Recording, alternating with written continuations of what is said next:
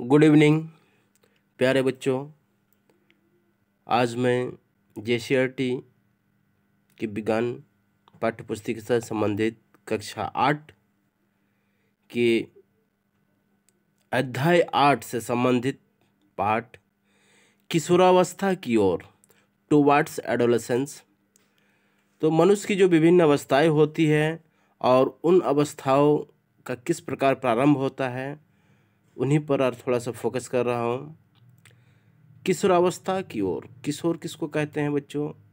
किशोर जैसे बाल्य अवस्था के बाद जिस अवस्था में हम आते हैं उस अवस्था को किशोरावस्था कहते हैं। पिछली कक्षा में आप जान चुके हैं कि किस प्रकार पौधे में एक निश्चित अवधि के बाद कुछ बदलाव देखे जाते हैं। हम लोग अक्सर बच्चे क्या देखते हैं, पेड़ पौधों में एक निश्चित अवधि के बाद उसमें फल फूल आदि देखते हैं। तो एक बदलाव जो चेंजिंग आता है, मनुष्य में भी इसी प्रकार की किसी निश्चित अवधि के बाद कुछ बदलाव आते हैं। तो हम मनुष्यों में भी एक सर्टेन टाइम पीरियड के बाद कुछ चेंजिंग आता है। जैसे पहले हम क्या शैशवावस्था में रहते हैं, उसके बाद फिर बाल्यावस्था में प्रवेश करते हैं, बाल्यावस्था में प्रवेश करते हैं, किशोरावस्था के अंत में फिर युवावस्था में जाते हैं और फिर प्रौढ़ावस्था आते हैं, फिर तत्पश्चात वृद्धावस्था आती है। तो इस प्रकार क्या आप अपने बाल्यकाल अपने आप में कुछ बदलाव परिवर्तन अनुभव कर पाए हैं? तो बच्चे बाल्यकाल में से लेकर के अभी के जो अवस्था है, अभी के जो एज है, इस एज अकॉर्डिंग कुछ चेंजिंग आपको फील हो रही है? निश्चित तौर पर आइए एक क्रियाकलाप द्वारा अपने में होने वाले परिवर्तनों की जानकारी प्राप्त करें। तो एक एक्टिविटी करते हैं और उस एक्टिविटी के माध्यम से हम जानते हैं कि किस प्रकार के बदलाव आ रहे हैं। इस क्रियाकलाप से आप स्पष्ट रूप से जान पाएंगे कि समय बीतने के साथ साथ मनुष्य के जीवन में कई शारीरिक, मानसिक एवं सामाजिक बदलाव परिवर्तन होते हैं। तो इस एक्टिविटी के उपरांत हम ये जान पाएंगे कि मनुष्य में फिजिकली, मेंटली एंड सोशली जो चेंजिंग आता है उसके बारे में हम बहुत हद तक जान सकेंगे। एक्टिविटी नंबर 1, नीचे दी गई तालिका में उपयुक्त स्थान पर टिक चिन्ह लगाइए।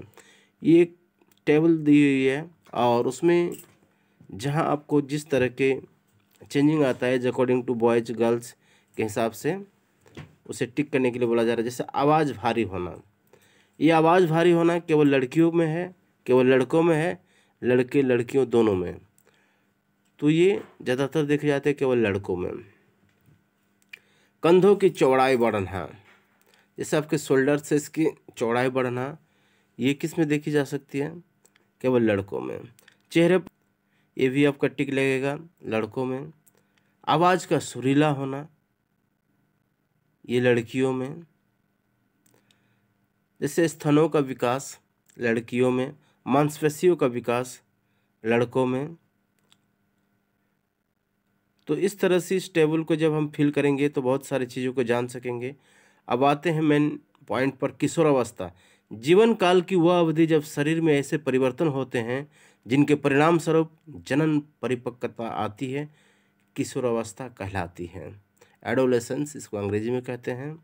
जीवन काल की यह अवधि जब शरीर में ऐसे परिवर्तन आते हैं जिसके परिणाम स्वरूप जनन परिपक्वता आती है। जनन दैट मीन्स आपका रिप्रोडक्शन या फिर जन्म देने की जो मैच्योरिटी होती है वो आती है।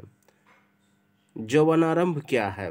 किशोरावस्था की शुरुआत लगभग 10 से 11 वर्ष की आयु में होती है तथा यह 18 से 19 वर्ष की आयु तक रहती है। तो किशोरावस्था की जो शुरुआत होती है ये 10 से 11 वर्ष के आरंभ होते ही ये शुरू होती है और ये अंततः 18 से 19 वर्ष तक आयु तक चलती है। लड़कियों में यह अवस्था लड़कों की अपेक्षा 1-2 वर्ष पूर्व में ही प्रारंभ हो जाती है। लड़कियों में यह अवस्था जो है ना, अगर बॉयज़ में से 11 वर्ष तो उससे 2 साल पहले मान के चलिए 8 से 9 साल की उम्र में ही ये देखी जाती है।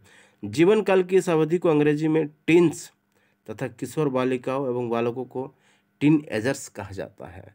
और ये जो एज होती है इस एज को बोला जाता है टीन, और इसमें जो बिलोंग करते हैं उसको टीन एजर्स बोला जाता है।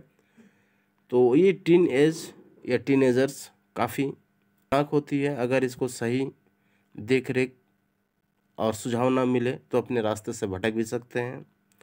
इस उम्र में जनन क्षमता का विकास होना यौनारंभ कहलाता है। इस उम्र में प्रजनन करने की जो क्षमता होती है इसे यौनारंभ कहलाता है। मानव के जीवन काल में उनके उम्र के अनुसार कोई अवस्थाएं होती है, जैसे 0 to 5 वर्ष की उम्र को किशोरावस्था, शैशवावस्था 6 से 10 वर्ष की उम्र को बाल्यावस्था, 11 से 19 वर्ष तक की उम्र किशोरावस्था, फिर युवावस्था, उसके बाद की अवस्था को प्रौढ़ावस्था कहते हैं। ठीक है, तो इस तरह से ये आपकी आयु है और आयु के हिसाब से आपकी लंबाई लड़कियों में कितनी होती है, लड़कों में कितनी होती है, ये प्रतिशत परसेंटेज का रेशियो में एक टेबल भी यहाँ पर दिखाया गया है। तो इसको डिटेल्स में फिर हम लोग पढ़ेंगे और जानेंगे। ठीक है, ओके, थैंक यू बच्चों। फिर नेक्स्ट डे इसकी मैं कंटिन्यू करूँगा।